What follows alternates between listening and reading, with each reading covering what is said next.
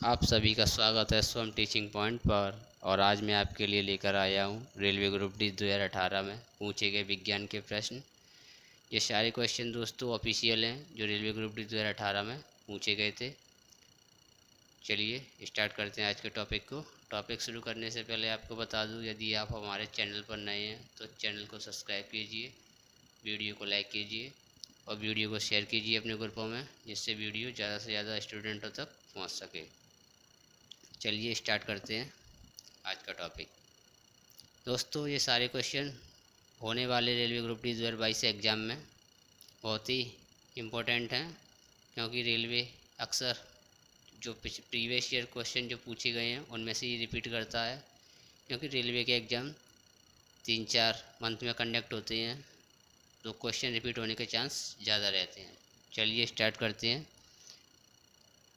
पहला क्वेश्चन है, किसी वस्तु पर लगने वाले गुरुत्वाकर्षण बल को क्या कहते हैं? तो किसी वस्तु पर लगने वाले गुरुत्वाकर्षण बल को हम भार कहते हैं। चलिए नेक्स्ट क्वेश्चन की तरफ। गुरुत्वीय त्वरण जी का मान निर्भर नहीं करता है। तो गुरुत्वीय त्वरण जी का मान निर्भर नहीं करता है तो गिरने वाली वस्तु के द्रव्यमान पर। चलिए नेक्स्ट क्वेश्चन की तरफ।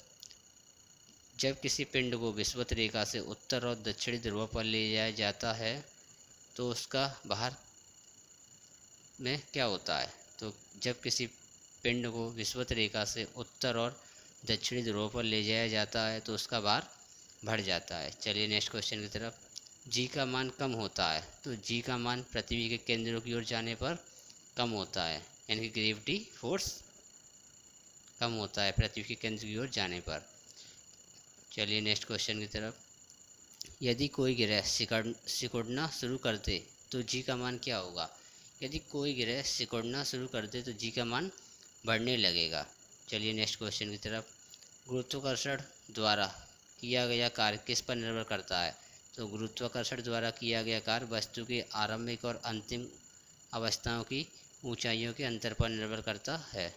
चलिए नेक्स्ट क्वेश्चन की तरफ। पृथ्वी की सतह पर मापे जाने पर एक वस्तु का भार 60 न्यूटन है। चंद्रमा की सतह पर इसका भार क्या होगा? तो चंद्रमा की सतह पर इसका भार होगा 10 न्यूटन, क्योंकि दोस्तों पृथ्वी और चंद्रमा जब दोनों का भार हम काउंट करते हैं तो 1/6 होता है। यदि चंद्रमा पर वस्तु का भार पृथ्वी की सतह पर 60 न्यूटन है तो चंद्रमा की सतह पर 10 न्यूटन रह जाएगा। चलिए नेक्स्ट क्वेश्चन की तरफ। स्वतंत्र रूप से लटकती हुई किसी वस्तु का गुरुत्व केंद्र कहाँ स्थित होता है? तो लटकती हुई वस्तु का गुरुत्व केंद्र लटका बिंदु के ठीक नीचे स्थिर होता है। चलिए नेक्स्ट क्वेश्चन की तरफ। एक वस्तु का वजन सबसे कम कहाँ रखने पर होगा? वस्तु का वजन सबसे कम कहाँ रखने पर होगा? यदि हम वस्तु को पृथ्वी केंद्र में रखेंगे तो वस्तु का वजन सबसे कम होगा। चलिए नेक्स्ट क्वेश्चन की तरफ। दो वस्तुओं के बीच घर्षण का कारण है। तो दो वस्तुओं के बीच घर्षण का कारण है उनके पृष्ठों पर अनियमितता। चलिए नेक्स्ट क्वेश्चन की तरफ। यदि हम किसी दिए गए बल के क्षेत्र को बढ़ाते हैं तो इससे दाब यानी प्रति इकाई क्षेत्र क्या होता है? जब हम किसी दिए गए बल के क्षेत्र को बढ़ाते हैं तो इससे दाब क्या होता है? दाब कम हो जाता है प्रति इकाई क्षेत्रफल में। चलिए नेक्स्ट क्वेश्चन की तरफ। धारा रहित चाकू से चीज़ों को काटना कठिन है, क्योंकि धारा रहित चाकू से चीज़ों को काटना कठिन इसलिए है दोस्तों, किसी दिए गए बल के लिए दाब को धारा रहित चाकू कम कर देता है, इसीलिए हम धारा रहित चाकू से चीज़ों को नहीं काट सकते। चलिए नेक्स्ट क्वेश्चन की तरफ। जब एक वस्तु पानी में डाली जाती है तो उस पर ऊपर की ओर बल कार्य करता है, तो इस बल को क्या कहते हैं?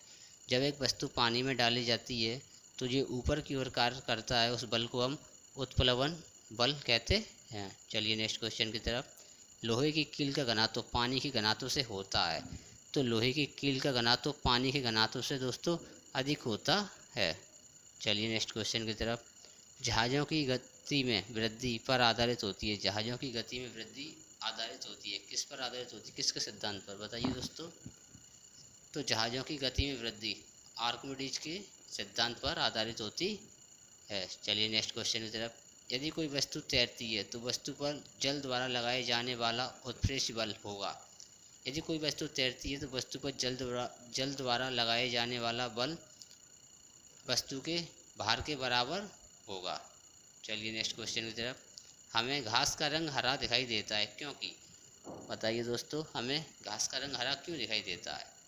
तो ये हरे रंग के प्रकाश को हमारी आंखों में परावर्तित करती है, इसीलिए हमें घास का रंग हरा दिखाई देता है।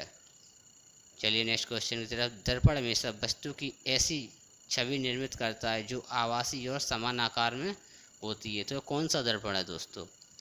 तो वह समतल दर्पण है। दोस्तों ये सारे क्वेश्चन रेलवे ग्रुप डी 2018 में पूछे गए थे।